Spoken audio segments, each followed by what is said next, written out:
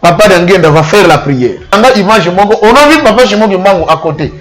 Makila est sauté. Eh, Omoni, pouvoir ya Congo et Bandaki na Congo central et Sika Tata Mbango à Botama. Et lui passe à Maman Boubila.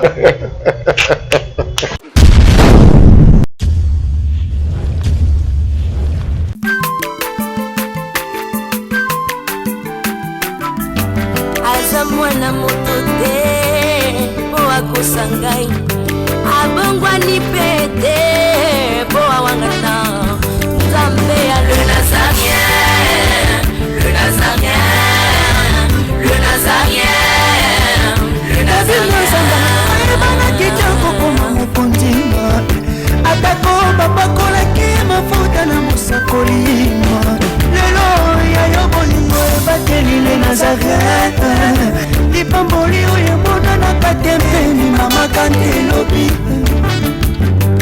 Koleke mapapu masopi mafuta Toko kesitana longo na nzambu uyo mabena na makoni Jésus. Avant toi, il n'y avait pas de Dieu. Après toi, il n'y en aura point. Il s'appelle Elohim et le lion, Jésus-Christ de Nazareth. Notre roi, notre sauveur et Seigneur. Bien-aimés dans le Seigneur, bienvenue chez vous, chez les Nazaréens. Nous vous disons, on est ensemble, il n'y a pas de souci. Christ reste le même, hier, aujourd'hui, éternellement, comme je disais tantôt. La princesse, maman Tiffany Mokwa, dans vos maisons, partout où vous êtes en ce moment. Dans cette émission avec l'homme de Dieu, le pasteur Joseph. Donc, c'est bel et bien lui, mon invité de ces derniers jours dans mes colonies. Toujours à la Zalana, papa Joseph. Mais avant de dire bonjour à l'homme de Dieu qui est déjà ici avec nous sur ce plateau, je demande à la régie de nous balancer ces cantiques pour le plaisir de tous ceux-là, Balandara les Nazaréens, aussi Joseph Junior. Hein, ces derniers temps, on a changé, ce n'est plus Perrin, donc on a changé danse avec nous. Papa Guy Labala et les enfants depuis l'Afrique du Sud. God bless, régie à vous.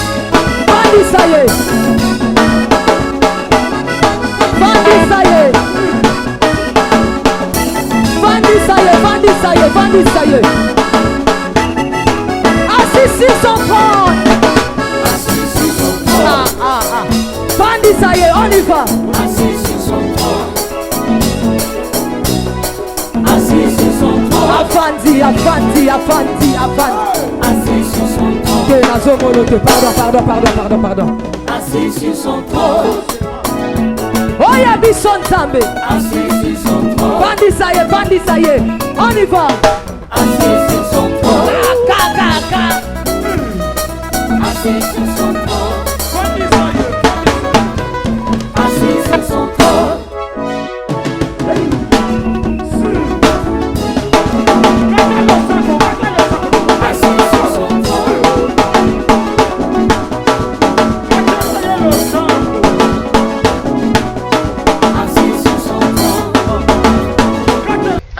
Merci de retour sur ce plateau. C'était Alain Kiakala derrière la caméra, Jiramokwa.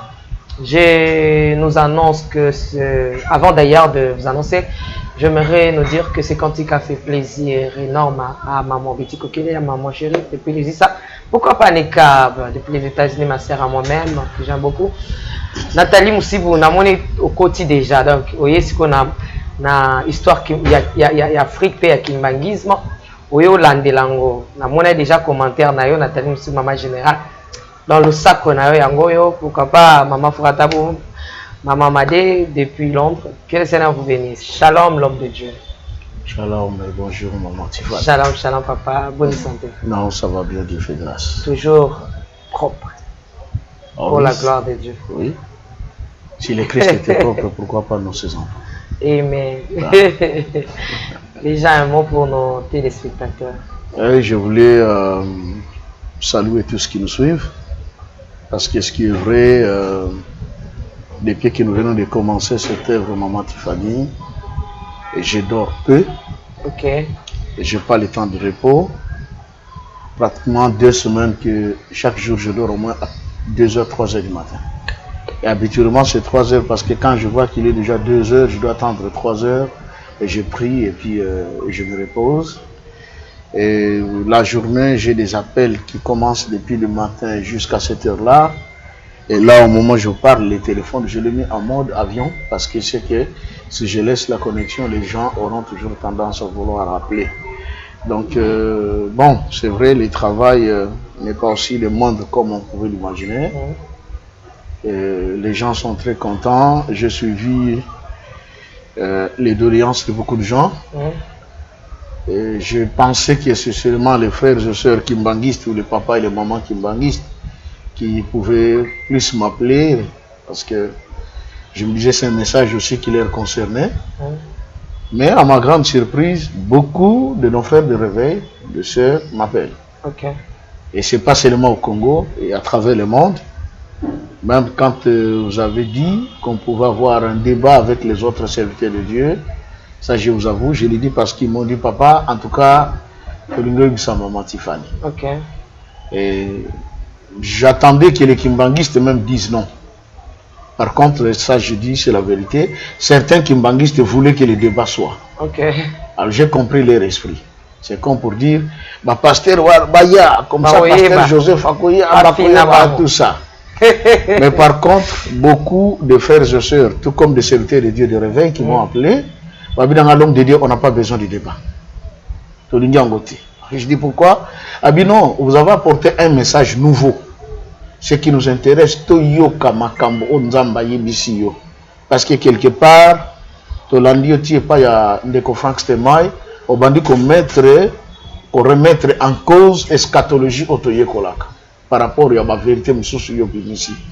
Et l'histoire de Papa Simon Kimbangu, elle est méconnue à nous les Congolais. Alors, tant que Motabimi, quand il y a tali sabiso n'engé zalaka, donc il faut que la yotan oyebi sabiso. Celui qui a débat, ceux qui viendront ne voudront pas non plus perdre leur position. Abi bakosa l'effort, il y a qu'à conserver position à Bango. Bon, Mogo Tablo, qu'il va vous appeler, le même, Bossolo là, et puis que maman, trouver autre moyen. Et je me plais de ce que Tangolobi, prochainement, tu ça là, émission à téléphone ouvert, en direct, donc. Ce serait une bonne chose, voilà. C'était l'annonce d'ailleurs. Le pasteur Lokwa et Moka Lobiango, c'est bien bon. Tout ça, on salo pour Bino. Bino nde mutu, bozo salake, bisoto zana plateau, donc nandira un colo. Colo s'est manifesté dans 4 ans lorsque Bolobi, to tikana débat. Donc, to Rolandaka, to Royo Kabino, ben, cela ne nous empêche pas de yako sala direct. Donc, pasteur, à Rosaland direct, beaucoup de na ba sport ou ezoleka quand est-ce qu'on a direct je pense que on peut essayer des jours où vous allez direct ba question vous poser ba to vous allez poser ma mituna botuna vous consommer na mon peut pasteur au minimum qui oui c'est normal parce que c'est la vérité hein nous allons reporter ça m'étonne pas moi papa d'Angenda avait dit ceci bana nangai makambo to yebisaka bino tango mokile ko sosolango hein ba oyo tata ko pona mosala wana et vous allez passer même temps ko lié ko na bangote et maintenant je le vis Parce que parfois, nous avons 14h, 15h. Depuis Tongo État, nous avons melati. Et le repas, on a vu ce jour, on est à 20h. Donc c'est 22h, 23h. Oh là là. Là, tu es le pétant. Bon, au moment maman Tifana Gogo Benga, elle dit ah, n'a-t-il qu'à passer tant comme 18h alia. Même si on a bengi à peine, on n'a pas bengi, on a un problème, on a un boy. Donc, n'a pas ça bande de côté. Et surtout, j'ai compris que le monde de télémenza qu'on n'a pas donc, batu mingi bazana ba problème. Merci. Mais mon papa, faut que mais libre sur le solo qui en coulisses, mais libre pour que l'itoï, parce que à chaque fois on a l'itoï, oui. Ça peut vous déranger. Non, ça c'est déjà un principe que j'avais. Que... souvent un téléphone à l'itoï, ou bien je mets les écouteurs, ou je suis dans la chambre et je mets en main libre. C'est ça. Merci beaucoup. Tu continues à vivre à l'issolo, mais toi, papa Joseph, l'issolo, il y a papa Simon qui m'a par rapport à il y a beaucoup fanaé, on les qui ont vert. J'ai donné des armes à casser côté. Oui, Bazaki n'a torté à Kolobango. Je rends grâce à Dieu parce que Bandeko Bazo Landabiso et surtout aussi les anciens kimbanguistes. Hein? Il y en a qui m'ont appelé Balebi Papa. En tout cas, on a des éléments qu'on veut vous compléter.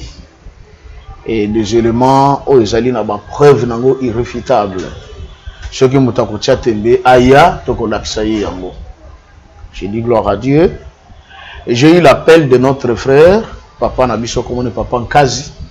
Il est en France. Papa Nkazi, Azali Nani, Azali Mwana, il y a Papa Dimbelolo James. Et qui est Papa Dimbelolo James? Ce papa, il est pour nous comme Nicodème du temps de Christ. Tango papa Simon Kimbangu a koufi. Sango Panzani que non, Simon Kimbangu réellement a koufi. Qu'est-ce qu'il faut? Ah, Mindele Batikali Kosondola, nous tonaye na kate à salle d'op parce que tango basali autopsie bapanzie libumu azan eloko moko te na kati. Par cette peur, les blancs sont partis, ils l'ont abandonné. Donc Kimbangu azan na kate à salle d'op.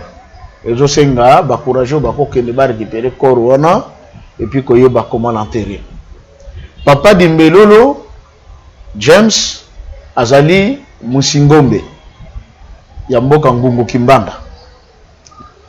Et à cette époque Azali ko vendre déjà na Katanga avec son grand frère. Grand frère naye Azali ki na bar na restaurant. Tango nouvelle ko ki papa Simon akofi babino tokotika ndeko na biso bongo te en dépit makamu nyonso sala menene aza d'abord ndeko na biso Musingombe. Alors ba zwana kina papa moko ya bandundu comme ne papa Mampuya. Normalement banga bazala 3 personnes. Papa James Dimbelolo, papa Mampuya un autre papa. Mais l'autre là tango ba comme na point ba kende ba senga corps ya papa Simon homme sous soit désisté qui a bangaki. Abi ah ok de kuna ba berge ba baluki biso ba kanginga li sous wa en tout cas ngai na okedete. Ce qui a fait 2 personnes sont allées demander le corps de papa Simon auprès des autorités belges. Il s'agit de papa James Dimbelolo et papa Mampuya. Donc ebimaki exactement comme Joseph d'Arimathée et voilà, Nicodème. Vous voyez? Et curieusement, Joseph d'Arimathée pour le Christ, c'est lui qui s'était déjà fait tailler sa tombe dans un rocher et dans un jardin. Mais pour notre taille à papa Simon Kimbangu, c'est papa James Dimbelolo qui était maçon qui va faire sa tombe. Alors, Baké Basengin bon, il faut te socolayer comme d'habitude, ce que tu socolayer avant qu'on s'ensevelir. Baluka qui paie un médecin qui était un Mukongo.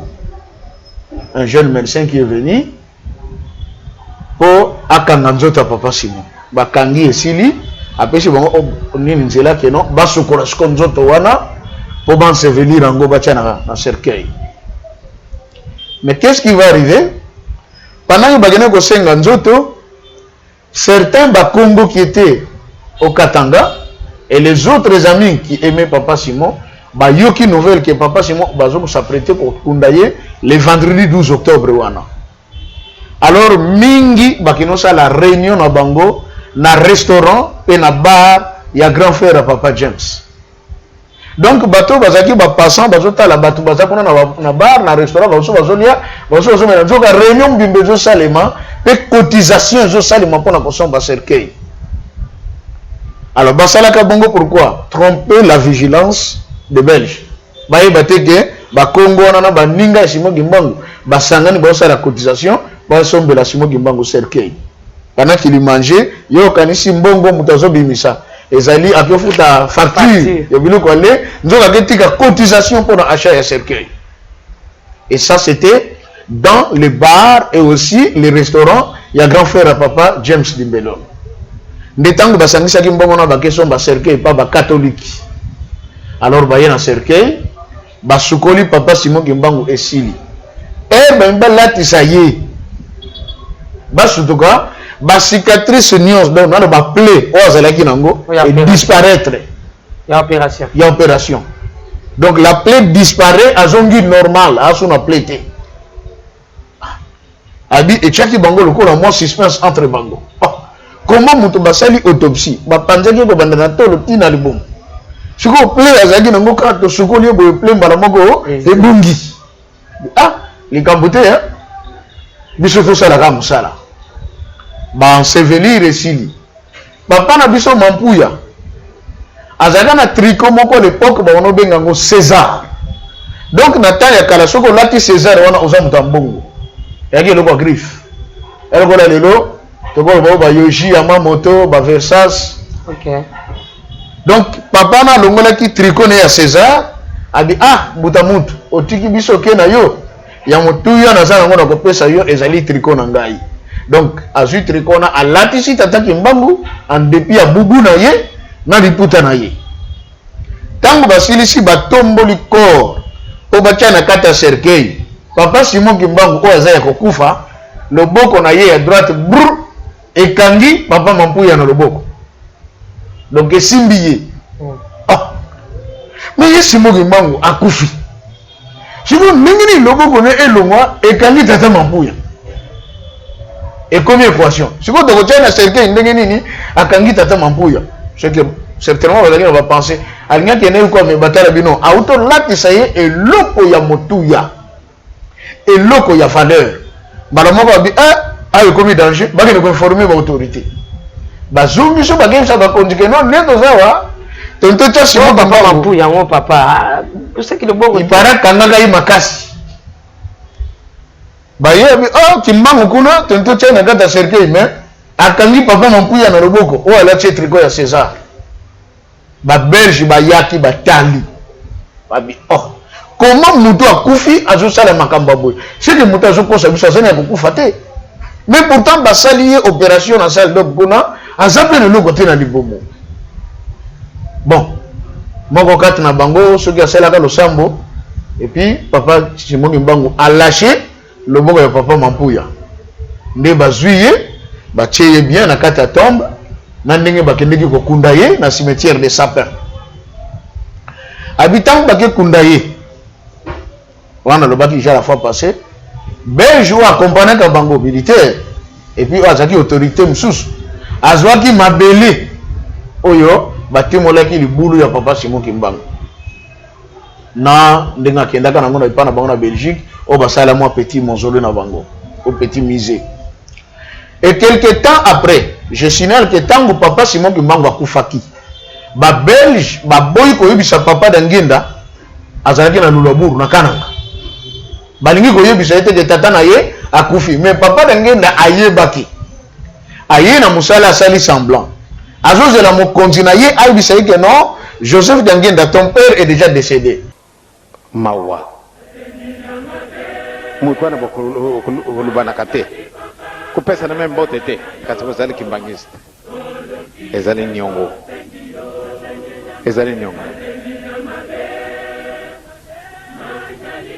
bolingo ezali kamoko munene yango totiaki yango liboso soko bolingo ezali te okotosala oyo mibeko te soko mpe ozali na bolingo te okosala mpe noyo mosala te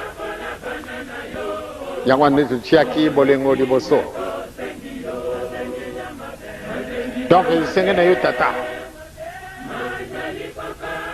yo maman obengami ete mwana papa Simon Kimbangu lelo le 23 décembre 1990 soko zali na moto oyo bokoka na kate lukanzila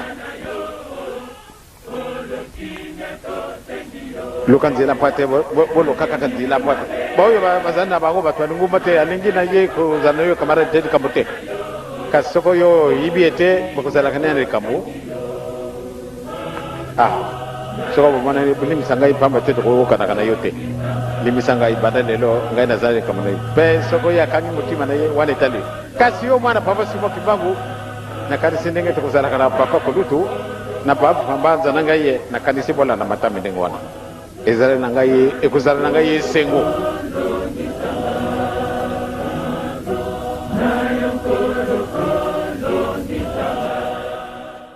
surveillant Azalinani. Mais un suspense ou un calme qui ne disait pas son nom. Papa Rengenda s'est dit, lui qui était secrétaire du gouverneur, mais il s'est permis à gagner la gouverneure. A dit, comment mon père est décédé, mais vous ne voulez pas m'en parler.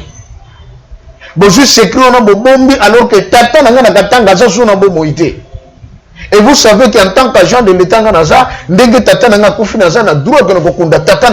vous ne voulez pas m'en parler. Et Tchatrak Mindele Kobanga, et là, celui qui était responsable à Boulabour, va appeler le gouverneur général qui est ici à Kinshasa. Keno Awa, c'est étonnant, Joseph Gangenda, personne ne lui a appris que son père est décédé. On ne sait pas par quel moyen il est au courant, il sait que Tata n'a Yakoufi. Ah, c'est comme ça. Aïe, aïe, aïe, aïe. Mais là, pardon, le programme s'arrange déjà. Bon, bimi ça va frais au bapé ça gana motonio soit koufeli parents naïe ou proches parents conformément à la principe ya musala. Ne bazwa ki mbongo bapé ça ki papa d'angenda. Oh, qui ne peut participer na makambu ya enterrement ya tata naïe. Or son père on l'a enterré le même jour par papa James Limbelolo et papa Mampouya et les autres qui étaient venus les accompagner. Bakeipe Bakundiye, tant Bakundiye et Siri, quelques jours après, papa d'Angenda arrive au Katanga. Tant Bakomi à s'enquérir, Babi non, non, non, Bato Basokipa Gina Matanga, il y a papa Simon Kimbangu, et ça dit papa James Limbelolo. Na papa Mampouya. Na papa Mampouya. Na grand frère à papa James. Ndi papa d'Angenda Kenegi na papa James. Mais il arrive là-bas, il rencontre sa jeune épouse qui est une louba. Le papa James wana abalaka muluba. Abi non non na yo na moba non non papa zate akendeki musala en tout cas na bapoko déjà ba 17h a komizongela akozala awa. La dame ne connaissait pas papa d'Angenda. Le soir étant venu papa d'Angenda arrive pour kokutana na papa Dimbelolo. Tant papa Dimbelolo a tenu papa d'Angenda aïe avec beaucoup de respect. Ah papa. Ah, j'ai appris que bien de beaucoup d'aki tata, il est papa mission de tokundaki et tala boy lekeli boy.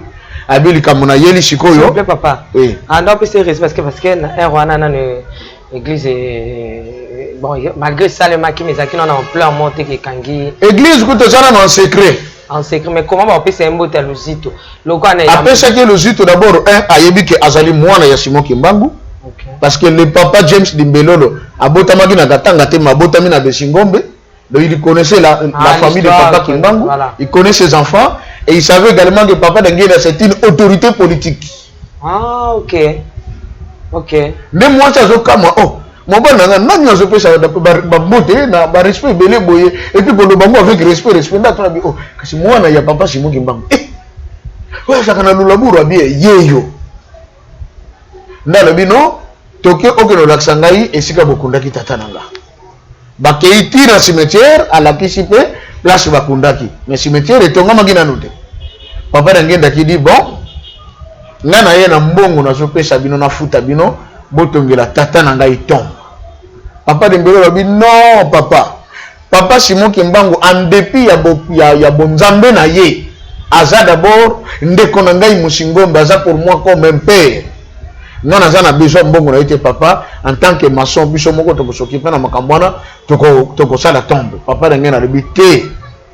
l'État a pesi nga mbongo pona kokunda tata na ngai. Mais ndenge na ye ne kokuta ke tata asi akundami. Donc moyen sikoyo na bia mbongo wana ezalité de droit, il faut esa la mosala ya tata nanga bondima na pesa bino mbongo oyo mbe azwa ki mbongo apesa ki ba papa de Mbelolo papa nkaza lobi nanga ke papa na bango asombaka fono à l'époque na mbongo wana en guise de souvenir. Fono c'est quoi? C'est aussi musique ezaka ba genre ba musique ba no beta ka ndenge ba radio cassette tout ça. Oui. Et donc on m'a dit que tout le reste et ça jouait beaucoup de rôle. Mais papa de Mbelolo bazwa ki mbongo bakei batongi tombe ya tata Simon Kimbangu. Et qu'est-ce qui va arriver par la suite? Donc comme en 1960, le 25 mars, papa d'Anguinda va aller faire l'exhumation. Il y a corps, il y a papa Simon Kimbangu. Et je souligne que papa Simon Kimbangu a condamné le vendredi 12 octobre 51, il faut ça exhumation le 25 mars 1960. Donc 9 ans plus tard, jour bayaki po basala exhumation batombe mususu pe koma kiwana. Alors il savait pas se retrouver où se trouve réellement la tombe de tata Simon Kimbangu, tellement beteli bambula tout ça mabele ekiti. Alors qu'est-ce qui va arriver? Papa d'Anguinda va faire la prière que tata toye pona kozwa yo lakisa biso esika ozali po tozwa yo basudo kaka boye kavo na ye mabele ekiti trou do mabele oyo ezalaki likolo po batiaka badal balandisaki badal na se après batiaka mabele likolo. Tango papa d'Anguinda asali losambo asilisi mabele oyo ezalaki place ayaki tombe na ye ekiti yango moko. Papa d'Anguinda bia tata azali awa a se rappeler à mokoloto yakana tata James de Mbelolo ezalaki awa mais babandi kotimola ba vidéo nango ezali. Et d'ailleurs jour bazo timola il y a eu quelqu'un qui avait un appareil bakanga image moko on a vu papa Simon Kimbangu à côté pendant bazo timola tombe lui il était debout à côté. Namona même ba photo wana. Malheureusement j'avais ça dans un appareil que donc j'avais perdu ça. Au moment là, bazo ko ça l'exhumation papa Simon mais a terminé à côté, il était là. Alors, tant que sikoyo ba commis na place à Badal, il fallait que zo barre de mine pour na ko buka Badal wana po ezalaki dans mon côté. Et ba commis na dal ya suka. Papa moko azaki bi ah mais on dirait dans lango ezana non ou bien ndengeni place cercueil ezali. Azu barre de mine enfonçant avec force pour na kobuka dal. Si on zoka kota zo ko enfoncer barre de mine eza côté au tata Kimbangu na kata cercueil atie makolo. Tangwa koti sa barre de mine boye eke ko zoki sa musapia papa Simon Kimbangu na kata cercueil. Moto akufa depuis 9 ans na Samabele. Il y avait un sujet belge autorité de l'époque qui s'appelait Monsieur Albert. Albert banako lata kaka blanc azalaka wana. Tango siko wana témoignage ya maman na biso diaconesse ko azana États-Unis atindelinga ngoitu. Tango ba akotisi barre de mine et que chuba mosapia papa Simon Kimbangu makila est sauté. Makila nyonso na bilamba ya belge. O mutusi akufa bakunda. Donc 9 ans après, il fallait beaucoup de Mikoua. Mais ce jour-là, après 9 ans, Tchoubi bar de mine, Moussapi et Zoki, Makine, Bandiko sauté en jet. Et Bébissa et Lambagno sa Monsieur Albert. Mais Bazoki ba précaution, Malembe, si to komi. Alors Babouki Dal, on a Malembe, Babimisi Cercueil. Il y a papa Simon Kimbangu. Qu'est-ce qui se passe? Quand on sort le cercueil, c'est que l'Ibaya ou ya cercueil.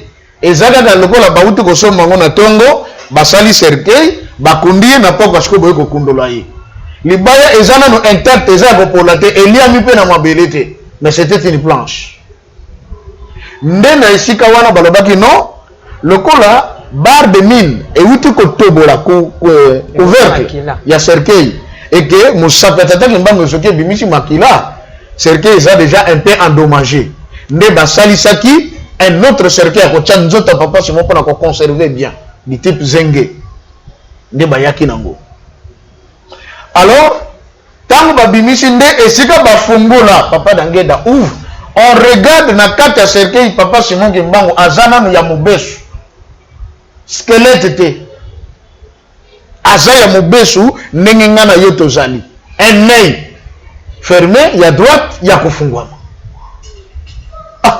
bato bazali ya bakamwa et puis d'ailleurs na la témoignage na koko nga loba bato bazwa mampeve donc moi exact les gens titibé bazo simba bango ko simba puissance nzambe se dégager wana tina ndenge bali kocha nzoto ya tata Simon Kimbangu na cercueil oyo bamemaki na train kobanda Katanga ti Mweneditu na Kasai tangu pe bakoma na Mweneditu ba déposer corps ya papa Simon Kimbangu bande kwa Kasai bayaka ko yambaye en pompe batu batondaka na gare nini o Simon Kimbangu aye kutu na cercueil na ye azaya ko polate azaya mobimba na nzoto na ye liso ko kangama liso ko fungama bilamba ko beba te libaya ko beba te makambo tu aza intact mais ndeni baba ibi parce que na temps wana téléphone ezaki un peu passé hein bato bayaki ko accompagner corps ni bato pesa ça bayaki na court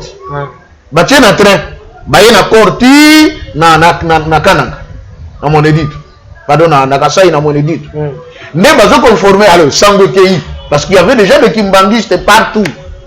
En ce moment-là, le kimbangisme, dans toutes les provinces, il y avait déjà des filets de papa Simon Kimbangu qui priaient en secret. Or, tant que comme en 1960, je vous informe que l'église a indépendance le 24 décembre 59. Donc en 60, l'église kimbanguiste est déjà mise en place. C'est le fidèle kimbanguiste qui nous a dit que papa Simon Kimbangu. Et à l'exhumation également, les fidèles kimbanguistes étaient là. Et je vous informe que caméra oyo ba filmaka événement de exhumation papa d'angenda moko mutaso bakango apesa ngona papa moko comme les alaka soki na botsalité papa Nkalambouila lui qui était chauffeur mais ce jour-là il s'est fait caméraman et il a bien filmé akanga pe na ba photo et ba komi na Kasai c'était une grande ezali la vidéo est là soki na musée parfois ba l'exaka ngona musée une grande fête au Kasai. Ah, Kimbangu, Kimba. Donc, et Sengoana, je connais un papa qui est vivant aujourd'hui, à Koufasoti 3 fois à la Mouka. Oui. Le révérend Chimanga. Il est dans l'église kimbanguiste. Azamutu, il y a service à le droit de l'homme. Papa Chimanga m'avait raconté en disant que, Moutamoutou, tant que nous tata Kimbangu komaka na Mweneditu, Batuba yana bibembe.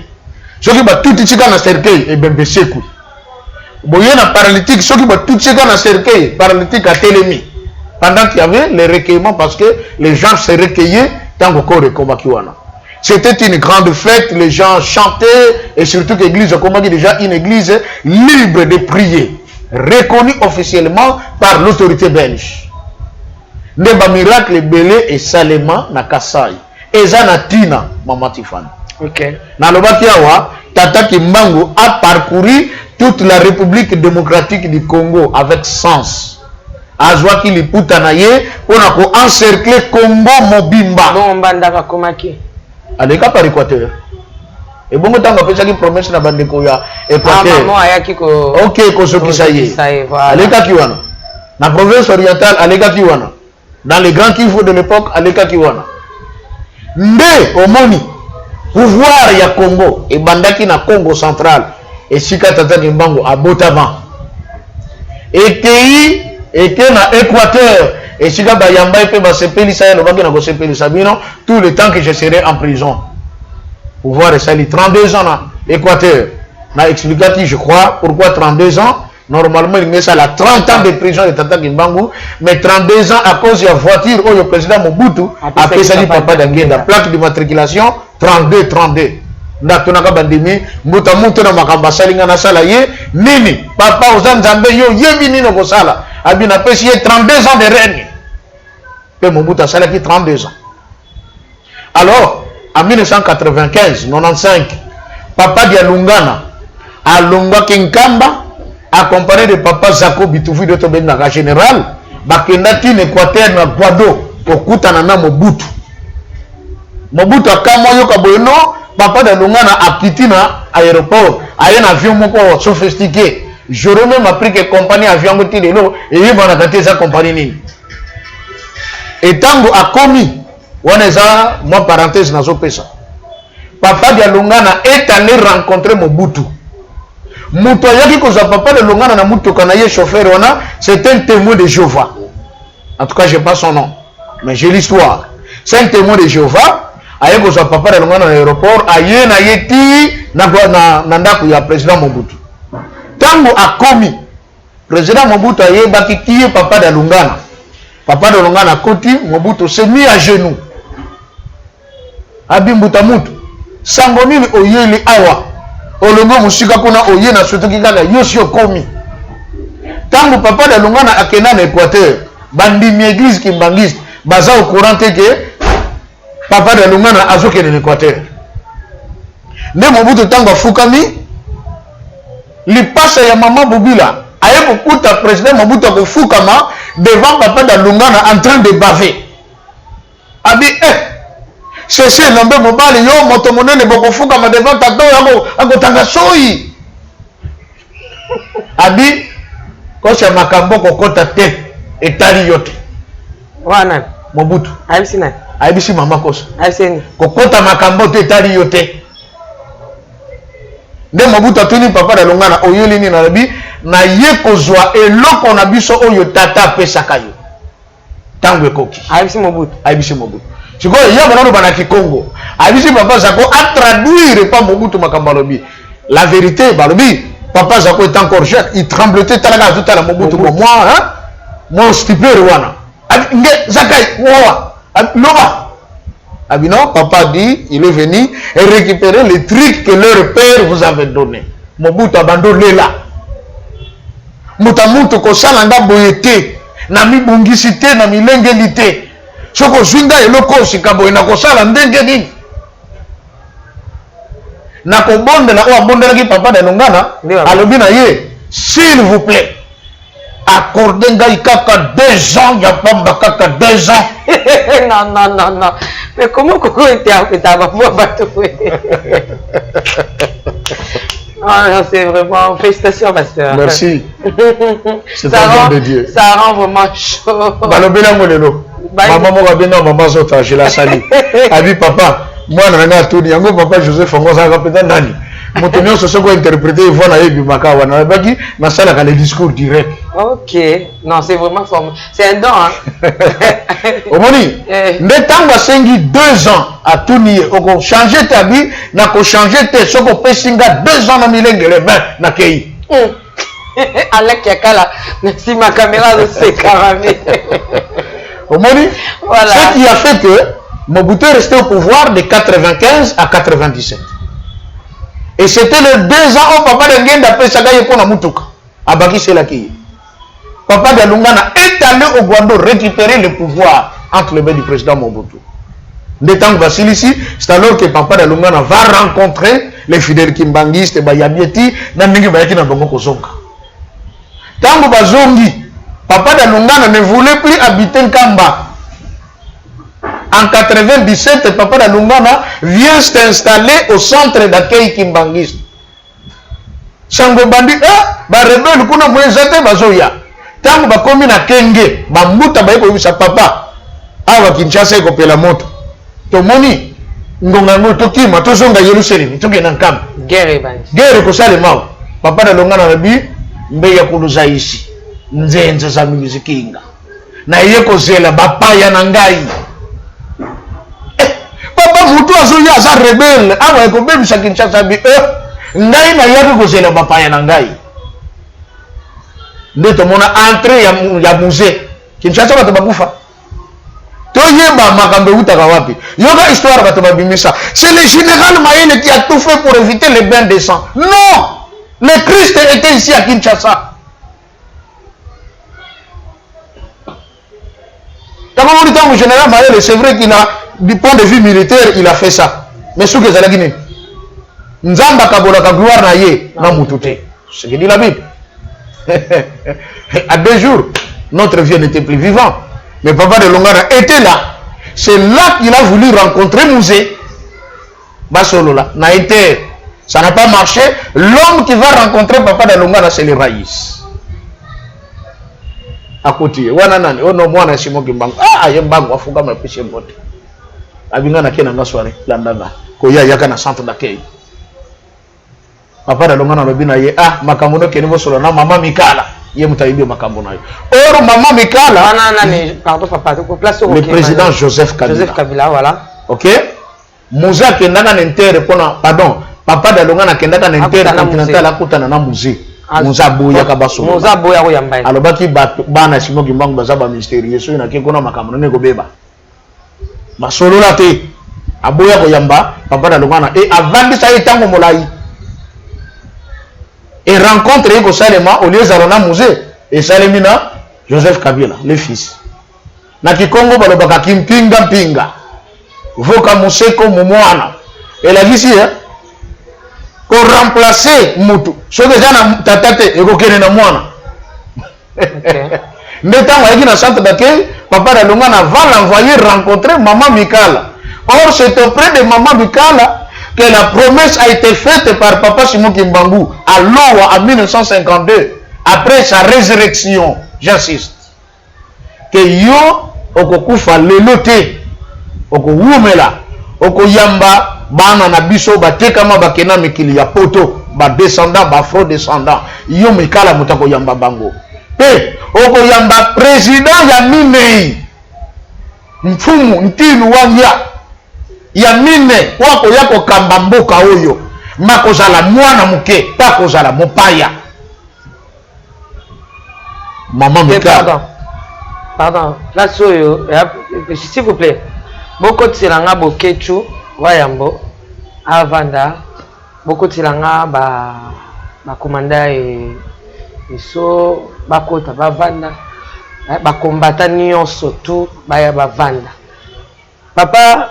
Mais maintenant, mémoire, on a le lobby. Ok. Le lobby qui est place où on a en attendant bouquet tu as yambo à okota ba combattant surtout ba koti ba zubisika na bango baza ya kofanda na saluer bango pe partuana.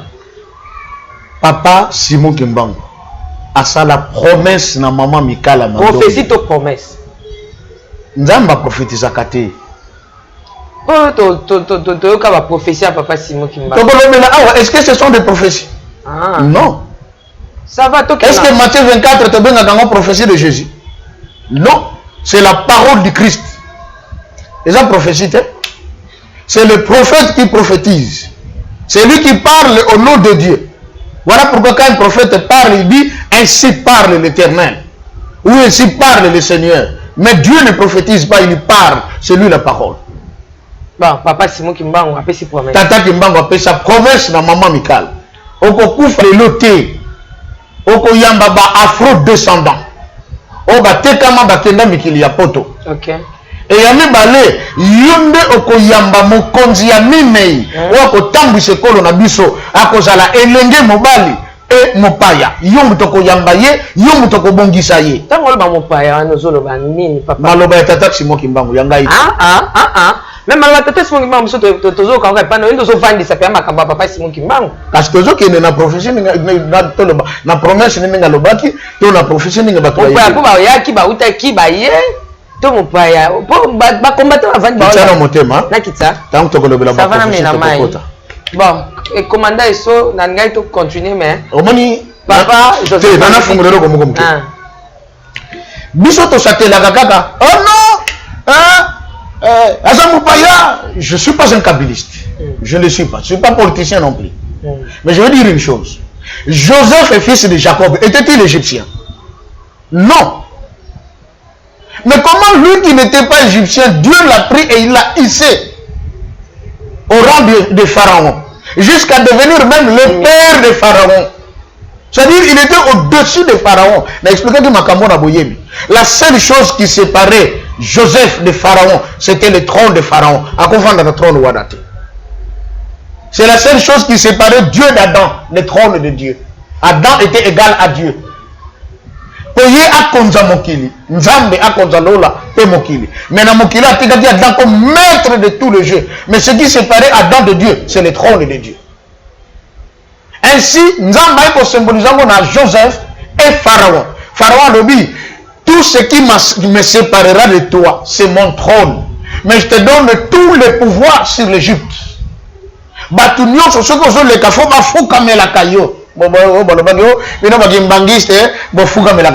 Joseph en Égypte, on s'est prosterné devant lui. Ce n'est pas parce qu'il était Dieu, non, il ne l'était pas. Mais il était une autorité élevée. Et c'est ainsi, maman Tiffany. Vous savez, on n'a pas embatté. Congo, ils ont des Congolais, n'est-ce pas? Mais Nzambe savez-vous que le président Kabila a fait beaucoup de choses pour Simon Kimbangu que les gens ne connaissent pas? Tel que. Quand le président Kabila prend le pouvoir, il va faciliter l'exhumation. Ok? Du corps ou le retour du corps de Maman Mouil, Maman Kinzembo, dans la Nouvelle Jérusalem.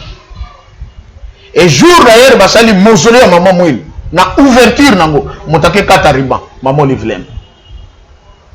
Nango il pourquoi Mikolo Zoya. Le président Joseph Kabila est celui qui a eu le courage de dire Simon Kimbangu a été arrêté injustement. Chose que Kassavou n'a pas faite. Chose que Mobutu n'avait pas faite. Chose que Mouzé n'avait pas fait.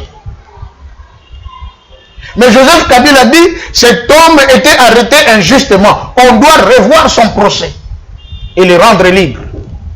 C'était le cas. C'était la révision du procès de Tata Simon Kimbangu. Vous savez le pourquoi? Et là, les gens l'impact. Maintenant, il faut que vous ceux qui bakangi yo Maman Tiffany, ba condamné yo. Et qu'on peut faire la prison sans être acquitté. Votre esprit est prisonnier.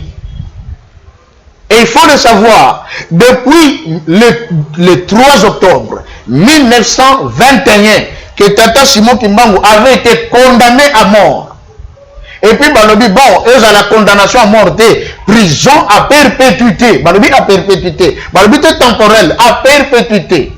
Donc, tant que Tata Kimbangu na prison, Nanenga dit beaucoup en hôpital à Selwe. Tata Simon Kimbangu était prisonnier. La dimension nini, spirituelle. La dimension physique. Spirituelle. Pardon, papa Joseph. Il y a Zanzambet. Oui. Ok. Là, Rosolba, ceux qui ont condamné, est-ce que Nzamba cause à prisonnier? Merci. Il y a Zanzambé, à ta condamné qui est en prison. Oui. Tout ça. Est-ce que l'esprit Nzambé cause en prison? Merci. Et ça m'a mis Nzambé. Qu'est-ce que je veux dire? Savez-vous que Christ est en prison? 2 fois. À côté de prison 2 fois. Expliquez. La première prison de Christ, il était libre, il se promenait. Mais Satan dit qu'il a banda musala. Voilà sa révélation à mon sang. Tous les 30 ans, le Christ était emprisonné par le diable. Le diable ne veut pas. Il attendait le temps. Et verrez durant les 30 ans de son existence, on parle de certaines choses, mais pas tellement en profondeur. Grandeur n'est mon de tangongonge koki, à côté de maï, et abimi. Pour que abima réellement d'emprisonnement, il faudrait que l'esprit du Père l'habite. On lit mon sang à côté de Katnaï. Ce jour-là, il n'est plus Jésus, il devient Yeshua Hamashiach, donc Jésus le Christ. Depuis abondamment, la Christ était. Mais mon côté na mai tango abimi a commis le Christ motasika moto mususu accueilli na jeûne 40 jours 40 nuits to yebi les 3 éléments de tentation de Christ mabanga ebongwana mapa mi bwaka na yo ago permettre te na ba angelo batika yo le colonna yo et que le hérité. Ça c'est l'orgueil. Yabisato adore moi na ko pesa mon kilo no so peut pesa melanga kono yo so lo bakite na Satan ti amati mon kilo pesa mela yote. Il dit c'est la vérité. Manobaki, tu adoreras le Seigneur ton Dieu et tu le serviras lui seul. Satan comprend que Oyo akokarina adante C'est ainsi que Paul a dit, Christ est le second Adam, lui qui n'a pas péché. Il est venu pour restaurer le premier Adam. Tout ça dans le domaine évangélique. Merci Papa Joseph. Tout ça toujours en attente pour qu'on comprendre. Au lobby que Yesu Masia Azaki na prison selon révélation na yo. Na ba te révélation na eza vraiment basé. Pour Yesu et mon affaire Chakana, azobi sa maman na ye. Mon heure n'est pas encore arrivé. Ça on te pour Azaki na prison parce que er na ye et kokaki na noté. Pour ce peut lobby to que na on a révélation. Ndenge zo bimsaka ba révélation. Inspiration. Les chauffeurs, hein. Na hôtel Sabato, qui connaît sa côte à prison. C'est là, na tika ngota, tali sinon hôtel ça. Quand la révélation n'a parce que le bien bané na 30 ans parce qu'il est en prison. Mais il y a de sa propre bouche que il attendait le temps n'a fait Chakana. Mais ce peut aussi sur la révélation on a 30. Tout ce monde peuple Israël na katina Égypte basali 430 ans. Or le Seigneur les avait promis 400 ans. 30 ans, il fallait Jésus récupérer un boto lango bango à consommer en point on ça la 300 pamba. Mais pourquoi ce bois il y a une révélation quand il lobby papa. Na boyongo le pourquoi, na obse le pourquoi. Pourquoi? Bana Israël il fallait passer la 400 ans. Babima. Ceux qui 30 ans et baki samaka. Parce que tant que Moïse a eu que le temps est arrivé pour ce bima. Bandimera kaité. Nous avons 30 ans pour un préparatif, il y a peuple. Tu vois, la dimension physique, la dimension, il y a révélation. Merci. Il y a une prison. Est-ce que moi, peut-être Bible que Jésus a qui prison? Moi, mission la révélation. Qu'est-ce que tu as pas la Bible? Bon, il y a la Bible. Pourquoi il y a une révélation? Et ça, ma cam sauce.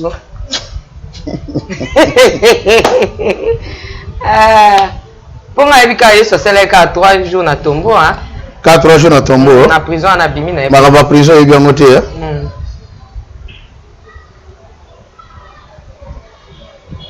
Vexé.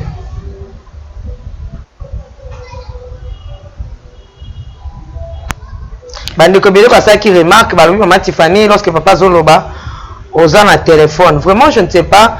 Téléphone na zalaka parce que et dakanga il ko récupérer ba vexé ko tala makambo Zoloba.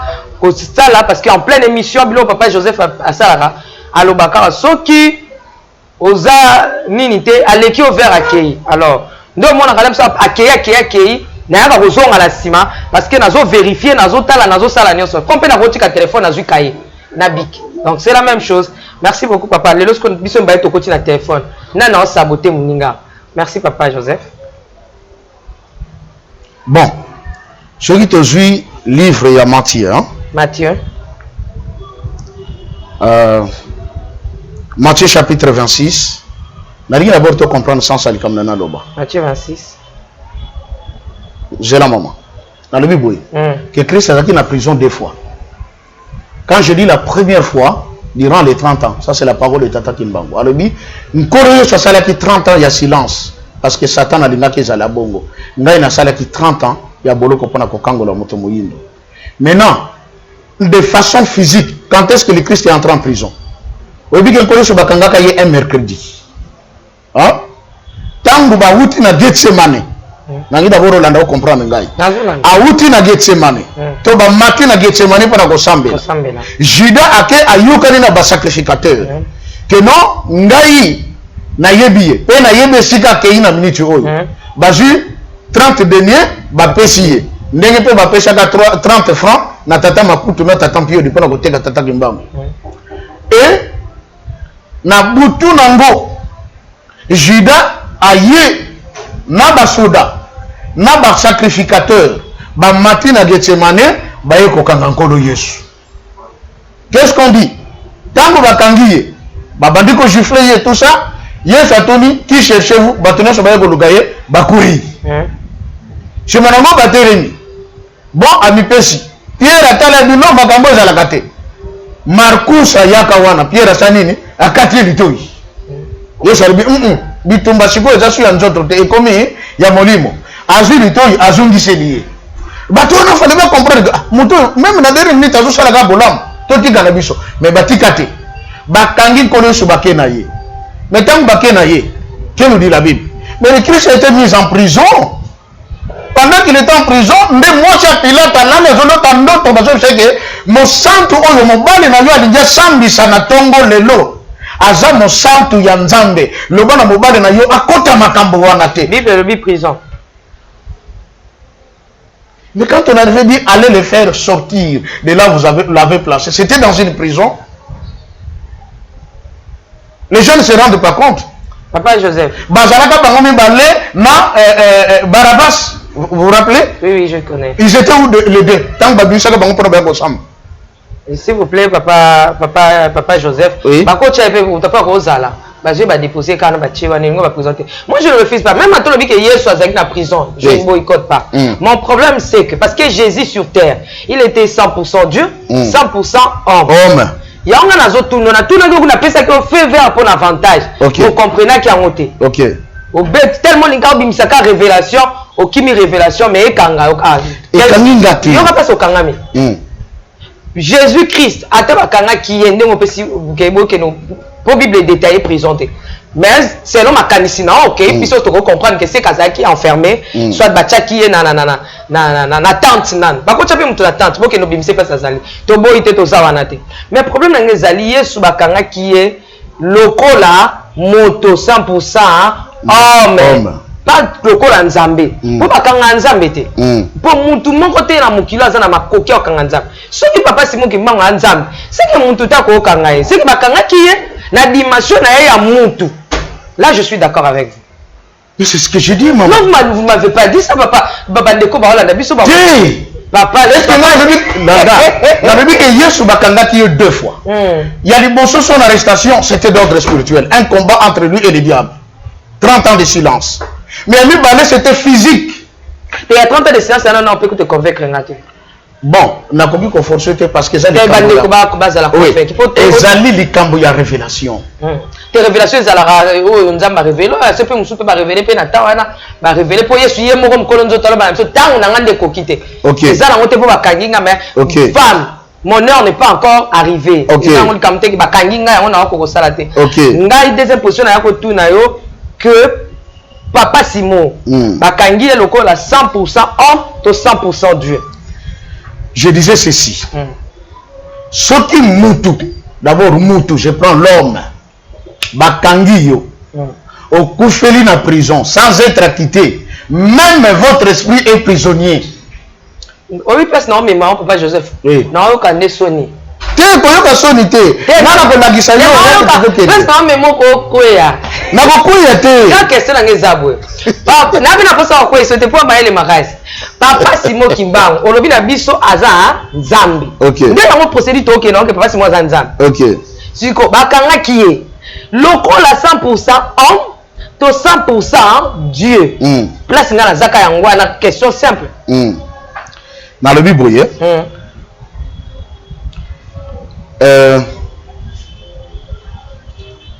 attends, Jean chapitre 18. Hein? Jean 18. Jean 18. Les souverains sacrificateurs, verset 19. 19. Ok. Bon. Abi le souverain sacrificateur interrogea Jésus, touchant ses disciples et touchant sa doctrine. Jésus lui répondit, moi j'ai ouvertement parlé au monde. J'ai toujours enseigné dans les synagogues et dans les temples où tous les juifs et tout ça a expliqué. Je n'ai rien dit de secret. Pourquoi m'interroges-tu? Interroge sur ce que je leur ai dit. Voilà, jour il y a jugement. Mais regardez. Il faut comprendre d'abord l'histoire, hein, maman. Parce qu'il y a de ces choses qui sont écrites dans ce qu'on appelle l'histoire de la Bible. La Bible, c'est dans le livre. Okay. Christ bakangaka y un mercredi. Okay. Tango baye na batie d'abord na kasho. Nde bazeli jugement ya Pilate. Okay. Tango mosa Pilate aluti ndoto. Nde Pilate alobi comme Jabongo akena ne pas Hérode. Yekuna a décidé. Il y avait deux personnalités qui dirigeaient Israël. Et les deux c'était des Romains faux. L'un était grec, l'autre romain. Okay. Et les maître Israël, les Alaki ba grec. Preuve encore, Mbongo ba Israël, les Alaki Mbongo ba grec. Tant l'église primitive et bandit, mais na quatre églises c'était des Israélites et des Grecs. Mais là c'était les Romains faux. Mais tant que pas Hérode pas s'ambitier. azongisi et pas Pilate. Est-ce que Makamon est salué en fraction de seconde d'une province à l'autre? Non. Papa Joseph. Ok. Ne bazongi na ye. Baye ko la lise tous na même cachon de bazala qui y ensemble na Barabas. Na tongo tang babimisi bangonde Pilate atuni bolingi na libérer nani. Yesu ou Barabas. Batu bagangi libérer Barabas. Le Christ est en prison. Que remettre. Barabas c'était un brigand, il était en prison ensemble avec Christ. Netango Bimi, c'est le jour, là c'est vendredi, qu'on condamne le Christ à sur la croix. Et le dimanche, il est ressuscité. Maintenant, qu'est-ce qui se passe? Le Christ a été justifié par son Père. Aucune différence. Ésaïe 53. Puisque tu as accepté l'humiliation et que tu as été brisé pour un plus grand nombre, aussi le Père l'a justifié. Et c'est là qu'il lui a fait la promesse en disant, tu verras une longue postérité, tu verras ceci, tu verras. Le Père l'a justifié pour le Christ. Quand il manque de temps, le Père, il n'a pas été justifié par le Fils. Je suis clair. Pour qu'il soit justifié, lui le Père, les choses devaient revenir. C'est ainsi que je vous dis que le président Kabila a joué un grand rôle. Oh, le bisso. Papa Joseph, toi tu connais nos présidents Joseph. Il y a un débat évangélique. Débat évangélique, papa. Dans la question, il y a papa Simon. Ok. Il y a débat évangélique. Il y a Jésus. Merci. Il y a papa Simon qui m'a dit Jésus.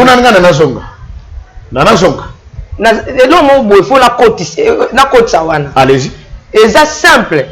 Question dans les angles de Jésus. Il y a le côté Jésus. Ok. Papa, pour répondre à eux.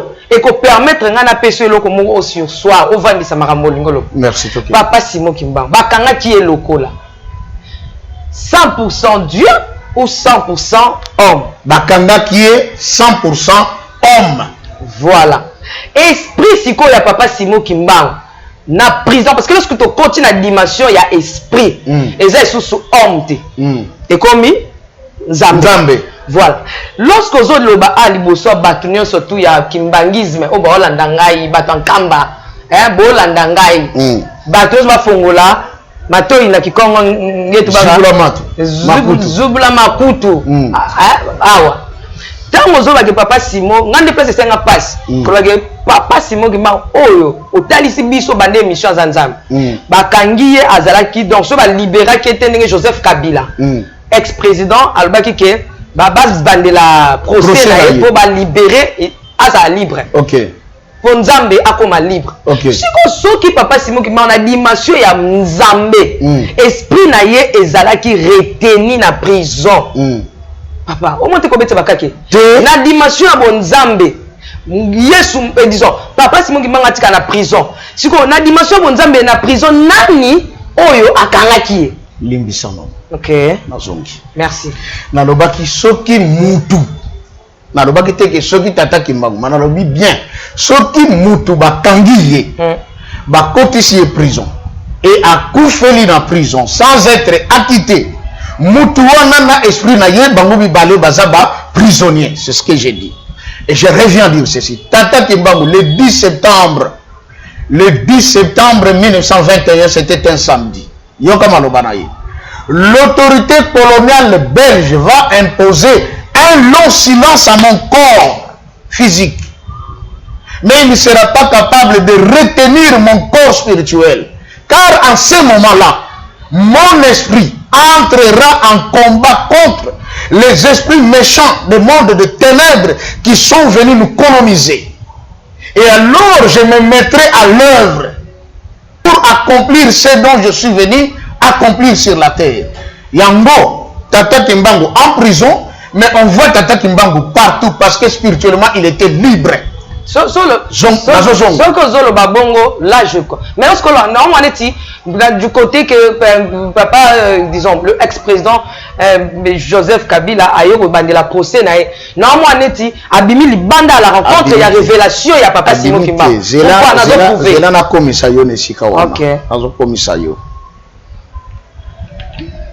Ce qui président Kabila ayaki pour reprendre le procès à Tata Kimbangu Zanatina. Parce que aux yeux des hommes qui ne sont pas spirituels, ils savent que Simon Kimbangu est prisonnier. Kabila vient, il dit, cet homme qui a été considéré prisonnier, on veut d'abord savoir, et l'eau connu na salaka et mabé ou et sala en sorte que Aza l'a condamné à prison à perpétuité. Bazongeli procès, on va se rendre compte que c'était un innocent. Un homme qui était venu pour le salut d'un peuple. Un homme qui était venu pour que ceux-là qui étaient des esclaves soient égaux ou égaux à ceux qui sont venus faire d'eux des esclaves, parce que la seule chose qui nous différencie, c'est la peau. Mais si on blesse chacun de nous, le sang est rouge. Mundela Jana Makila, il y a vert, il y a rouge, tout comme Mutumundo. Et on avait fait de l'homme noir un macaque qu'il faut aller exhiber dans le zoo. La macaque il y a Sikatomoni na Congo, Bazanga Bapoal, Menjo Keza Batou. Tata Kimbangu est venu pour réhabiliter cet homme, qu'il soit au même pied d'égalité que l'homme blanc. Alors, le président Kabila dit, on doit reprendre ce procès. Cet homme, nous devons le déclarer libre. Pas que Azalasono Makanisha Batou comme étant prisonnier. Ainsi, lorsque le procès a été fait, on va déclarer que Tata Simon Kimbangu est libre. C'est le jour qu'on va lui ouvrir sa prison de Mbanzangou, dont la chambre ne s'ouvrait pas. Il y a des mystères dans ma Tata Kimbangu Matifani. Chambre banako fungwa mate. Mais mon corona bake fungulango. Et puis papa Simon Kimbangu qui dit Makambonio se kangamelaki na Mbanzangungu. Et pour fungwa melaka gape na Mbanzangungu. Alors, du moment où on déclare Tata Simon Kimbangu comme étant un innocent, c'est pareil au Christ. Au lieu que le jugement à Christ est là sur la croix. C'est ça la vérité. Les deux voleurs qui étaient avec lui, Moko a condamné Kolo Yesu. Que non, il n'y a pas ce monde à passer le corps à Bisso. Ce que j'ai dit, à se libérer, à libérer Bisso. Non, j'ai dit la droite à l'ubine. On s'en a pour bangater. Il y a à Salimini, on le justifie déjà sur la croix. Mais peut-être que on n'avait personne pour le justifier à sa mort. Joseph n'a pas justifié. Il a été condamné. Et Joseph vient pour justifier Tata Kimbangu. C'est grand. Voilà pourquoi il a été choisi pour être président. C'est pas en fait. C'est pas un problème, mais Nganazo y a toujours la justification. Ok. Papa Simon Kimbangu est venu pour libérer le noir. Ok. Parce que lorsque mi balé oyo ba Bazaki na Christ na croix balobi Jésus alobi elo morte. Alobi le côté. Alobi le côté. Awa favoriser ki alobi ozala nanga lelo. Na kemba tata nanga. Ok. Mais non, nangina tuna. Pourquoi pas botika ka papa Simon Kimbangu à la taber wana ya asale loko. Parce que ya qui ne pona on tamba mi c'est sco innocent.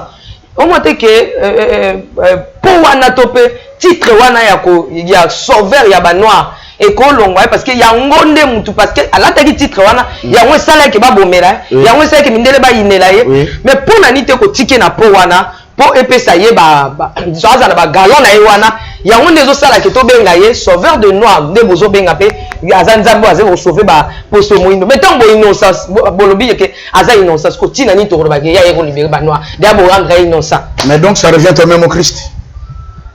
Ça revient au même au Christ. Parce que dans les Lévitiques on dit qu'ils sont maudits quiconque est pendu au bois. C'est déjà Mutamasum. Christ a hier, la Bible dit, lui qui était sans péché, il s'est fait pécher à cause de nous. Il s'est fait. Azalaka sans péché. Donc lui aussi, à cause de lui, il y a un innocent. Azalaka Mutamasum. Mais à cause de Masum, il y a yo, Nanga, Christ a couché sur la croix. 3 jours après, à Sepu. Tata qui mbangoupe à Salam Tumabete. Mais à cause il y a Boumbu, il y a yo, Nanga, Ambimi Boloko, il y a 30 ans. Et Christ Tango a secoué, la Bible dit, il a été justifié par son Père, à commencer par les voleurs sur la croix, qui a justifié le Christ devant son camarade. Mais je pense que si Dieu te justifie, c'est mieux. Mais lorsque tu cherches la justification auprès des hommes, là ça devient dangereux. Là ça devient dangereux. Okay. Est-ce que c'est Tata Kimbangu qui a demandé la justification? Là, il n'a pas demandé la justification. Il n'a pas demandé la justification auprès des hommes. Mais les Kimbanguistes, au Bino Bozali, vous acceptez cette justification dans la personne de Joseph Kabila. Il fallait pas boire. Au moins que la pasteur, pour la casse na recherche. Savez-vous que Yesu tango kufaka? Malgré ce qu'on m'a dit, beaucoup de gens avaient toujours des doutes sur lui. Là, va préjuger ma kambebele. Quand est-ce que la vraie justification de Christ a eu lieu? C'était en 325, la concile de Nicée. Le roi Claude, Constantin et tout le reste, non, cet homme, on ne peut pas continuer de garder la position où le batou, il est le fils de Dieu et il est Dieu. C'est ça la vérité. Le Christ a été justifié aussi par les hommes. C'est écrit dans Timothée, Dieu a été écrit aux nations, justifié par les hommes. C'est écrit dans la Bible. Mais c'est ce que j'ai dit, je ne me base pas aux justifications des hommes. Parce que d'ailleurs, Jésus lui-même a se basé avec la justification en athée. L'homme peut vexer que son père l'a justifié. Maintenant, moi, je dis, c'est juste inconstant. Oui. C'est ce que j'ai dit. Moi, je préfère ces Simon Kimbangu. Oh, Azan non justifié, Akoufa Bongo, s'il vous plaît, papa Joseph, moi je préfère ces Simon Kimbangu, oh, bah justifié na président Joseph Kabila, mais Akoufi, na bagalon oyo, ya, ko sauver ba noir, on bindele ba boye, abeta mi pour na ba noir, 30 ans na prison pour na ba noir, pour na rubik sa poso moindo. Je préfère ces Simon Kimbangu, mais je ne saurais supporter ces Simon Kimbangu qui est justifié auprès d'un homme. Laurent Nganayo a justifié et puis vous les Kimbanguistes, au lieu de boycotter ça, vous acceptez c'est ça. C'est là bon c'est là on peut netiment disons principe moko boyebo pour valoriser na lolenge moko. Or et c'est na bino boyoka soki l'on les justifie qui papa Simon Kimbangu. Si justifié qui était restons dans le calme, acceptons ces Simon Kimbangu à celle musala nyoso pona biso. Toujours qu'il y a des moments. Nous allons nous précéder. Bilo et puis ça va. Que le Christ a été justifié en 325 par les hommes. On va déclarer qu'il est le Fils de Dieu. C'était en 325 dans le concile de Nicée en Turquie. Parce que et ça chez moi, on doit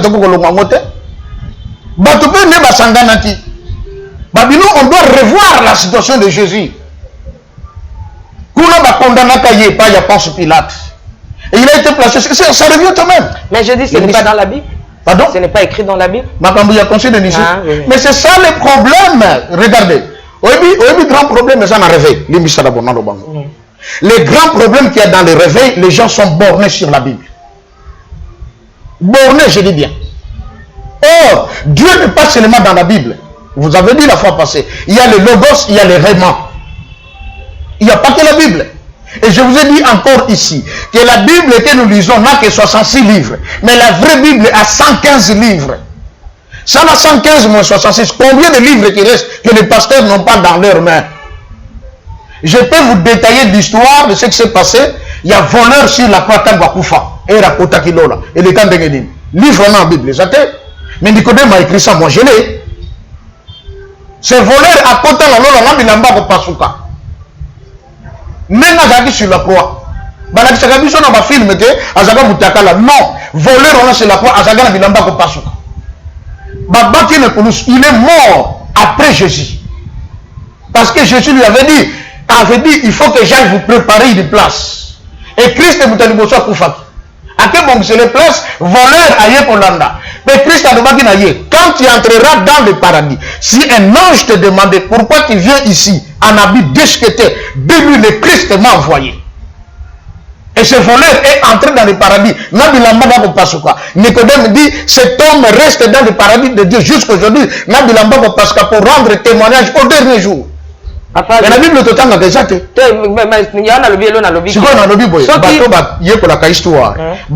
Bien que quand on parle du catholicisme aujourd'hui, qui a donné naissance au christianisme, à base dans le Vatican, on ne peut pas dire le contraire.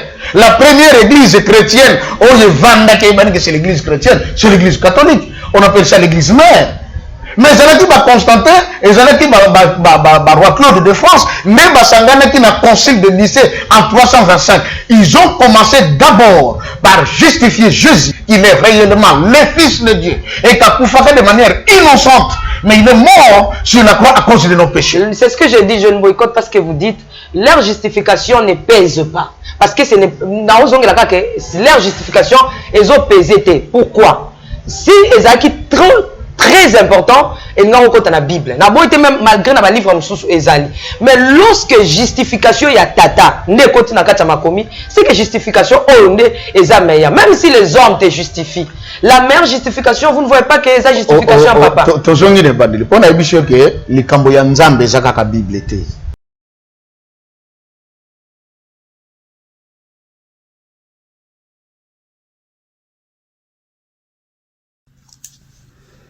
Hi guys, this is Nee. So I wanted to do this video for my fellow co-workers that are in the medical field.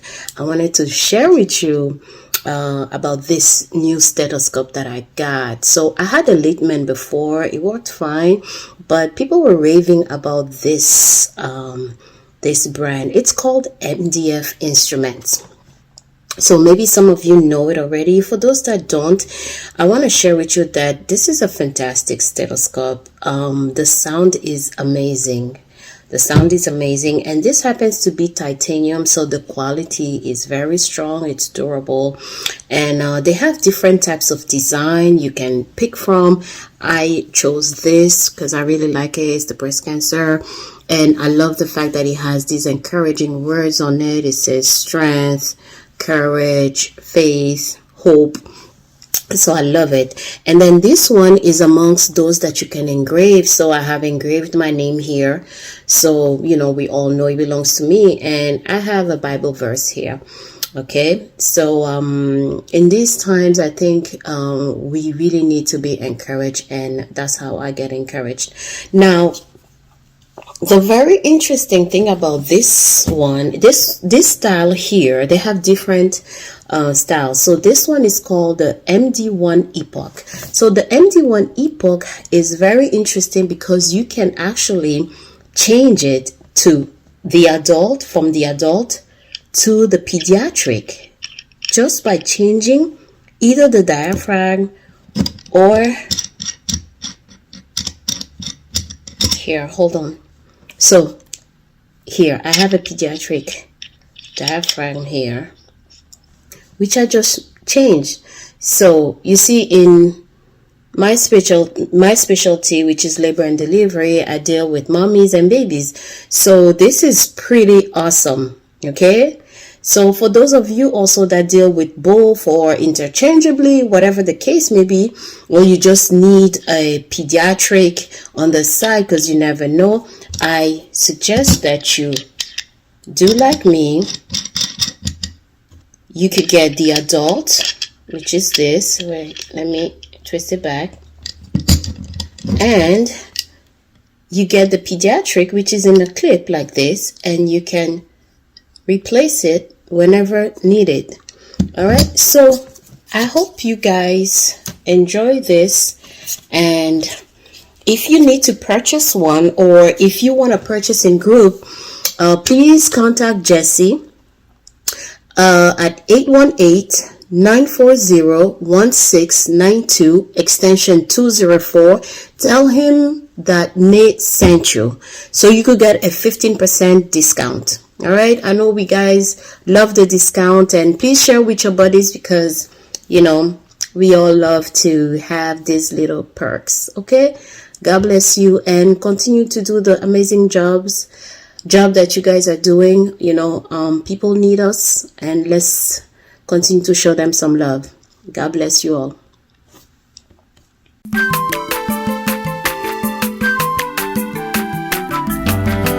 Mwana moto te po akosangai abongwa ni pete po awangata Nzambe ya le Nazarien, le Nazarien, le Nazarien, le Nazarien.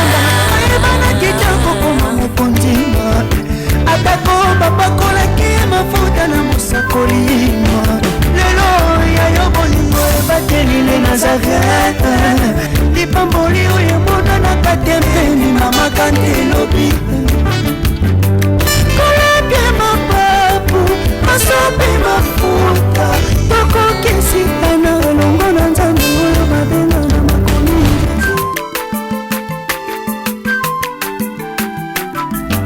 Aza mwana ngai abongwani pete po awangata nzambe alwe na zakia